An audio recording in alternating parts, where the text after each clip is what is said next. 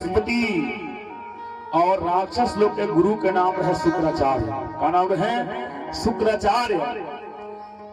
तो एक दिन राजा बलि अपने गुरुजी से कहले कि गुरुजी, देवता लोग हमनी पर चढ़ाई कर चाहता लोग। अब देवता लोग अमृत के पान कर ले बालो, ऐसे वो लोग अमर हो गए बालो, हमने के ऊपर कबो धावा बोल सकेला लोग। तो शुक्राचार्य जी कहने की डेराइला के कोनो गर्ज नहीं खे। अगर तीन बात अपने जीवन में आदमी अपना ले तो के देवता भी परास्त ना कर सकेले। कौन कौन? पहला गौ सेवा। कौन सेवा? गौ सेवा। दूसरा गुरु सेवा और तीसरा संत सेवा। ये तीनों सेवा अगर आदमी करे दिल से तो के देवता भी परास्त ना कर सकेले।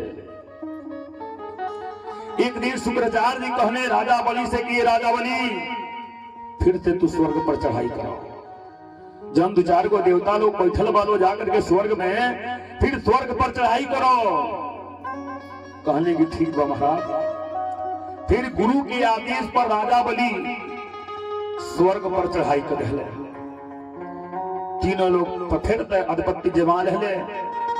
लोग देवता लोग भागल फिर लगे लोग। लेकिन भले लड़का बाप महतारी के माने या ना माने, लेकिन लड़कन के ऊपर कोनो प्रकार के संकट आ जाला, परेशानी आ जाला तो माई बाप के बड़ा कष्ट होला।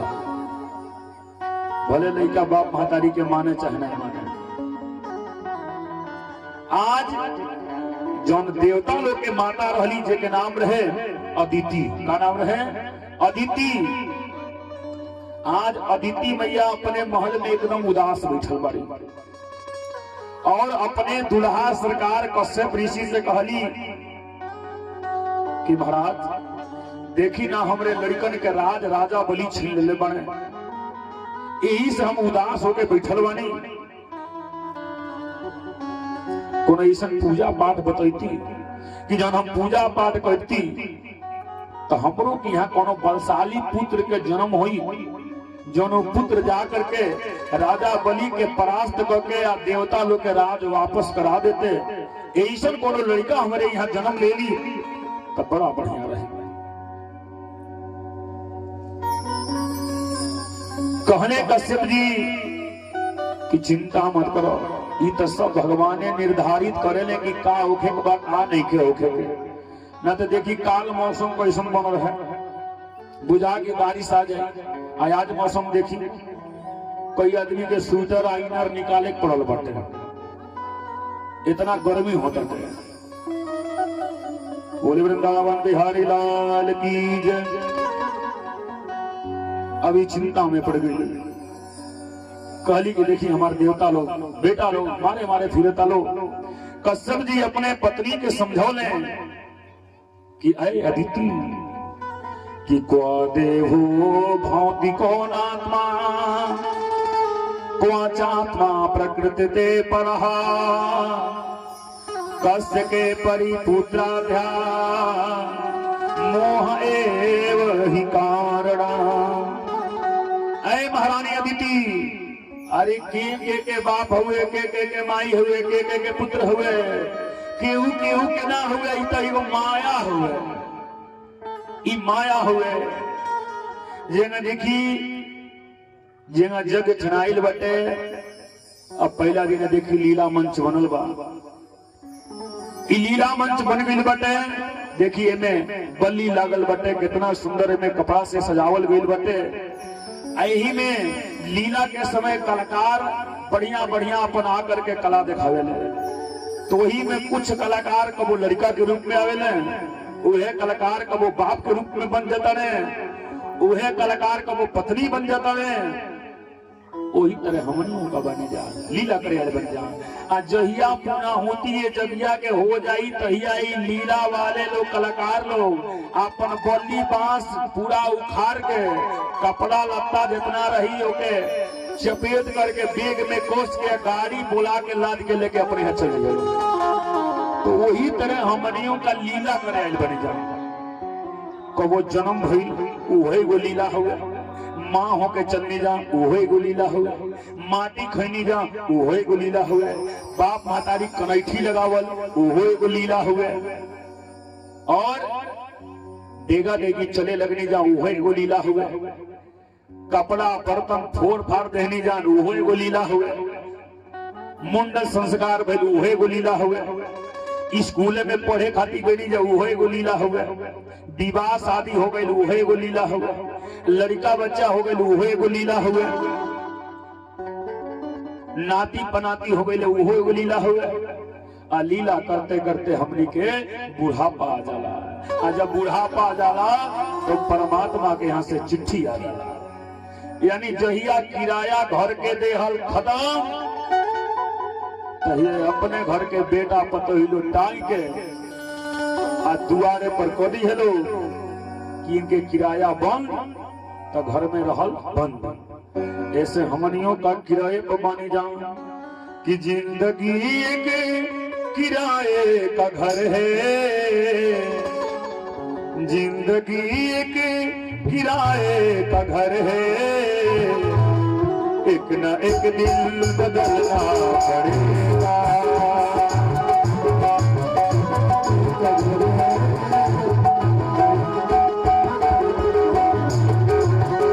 जिंदगी एक किराए का घर है,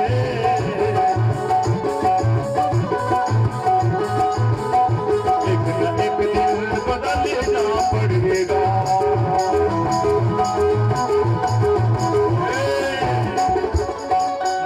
जब हमको आवाज देगी, मौत जब तुमको आवाज देगी, मौत जब तुमको आवाज देगी, मौत जब तुमको आवाज देगी, घर से बाहर निकलना पड़ेगा।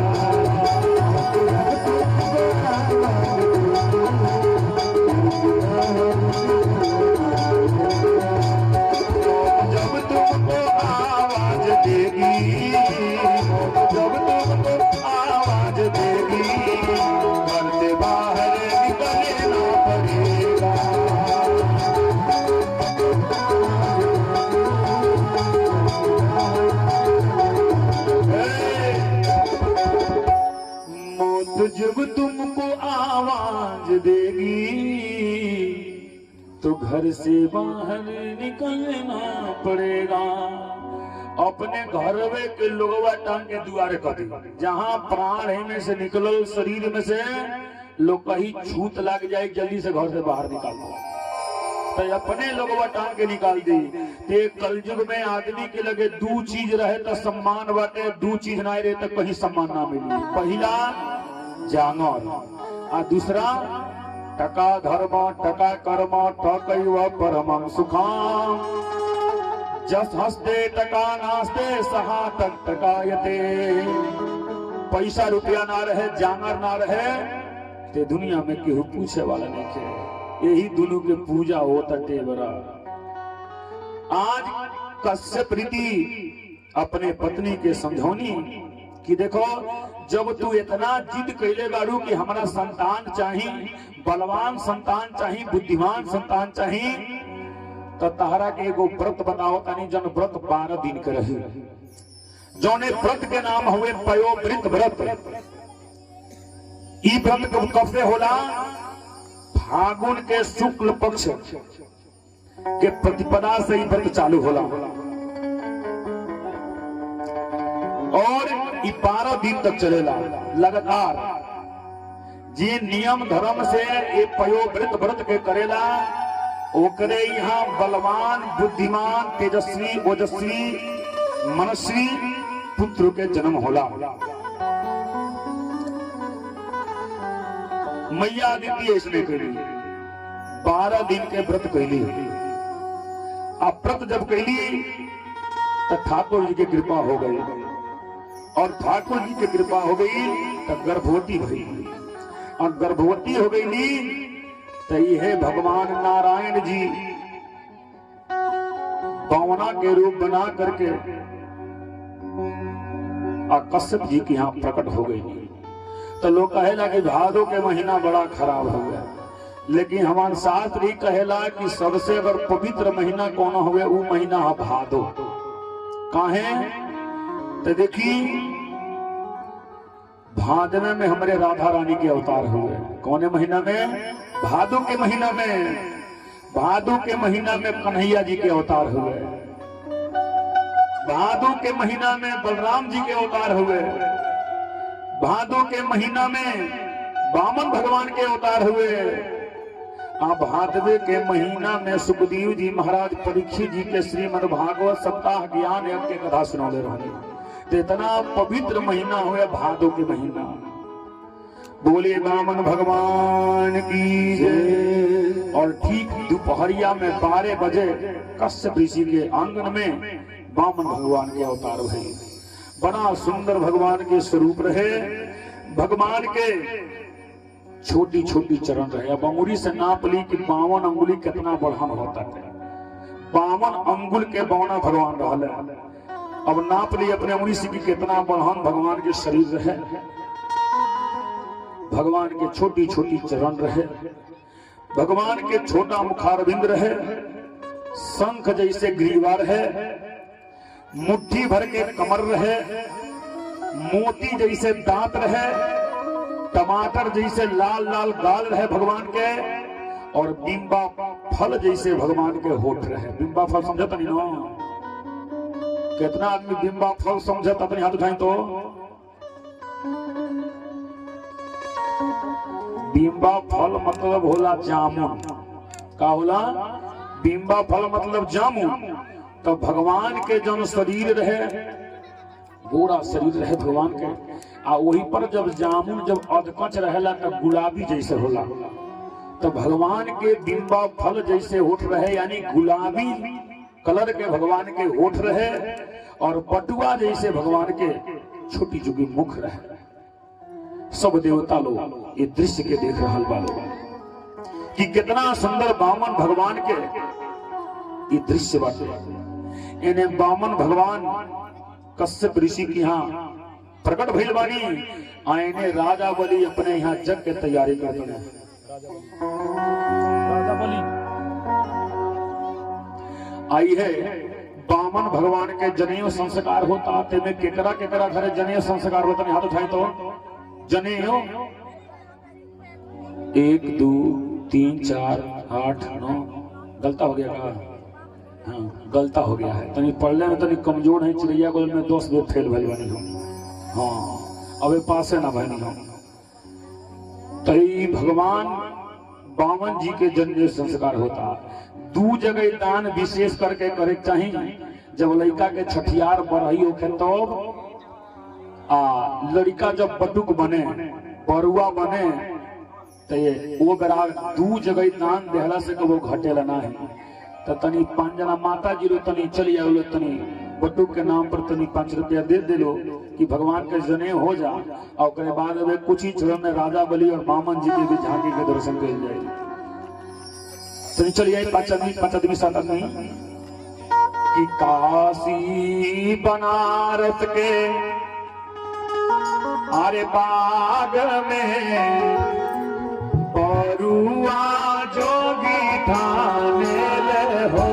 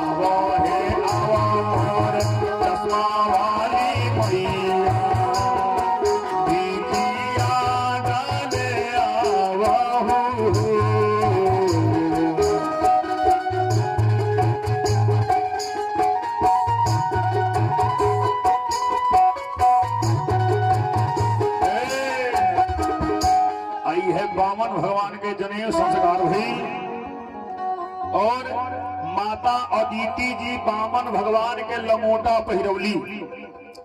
बृहस्पति भगवान आकर के बामन भगवान के जनेऊ धारण करौनी।